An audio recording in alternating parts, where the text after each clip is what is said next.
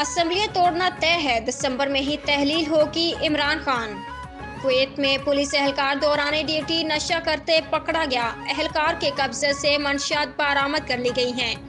अरब media की report के मुताबिक कुवैत के शहर हवाली गवर्नरी के थाने में तैनात पुलिस एहलकार दौरान ड्यूटी मंशियात लेते पकड़ा गया, जिसे गिरफ्तार करके उसके कब्जे से मंशियात बरामद कर ली गई हैं।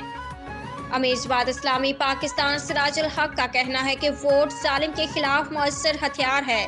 कौम वोट के जरिए करप्ट अफराद और जमातों का एहतसाब करे। भारत के खिलाफ तारीखी फतेह के हीरो मेहदी हसन का शादी से मुतल्लिक दिलचस्प इंकशाफ।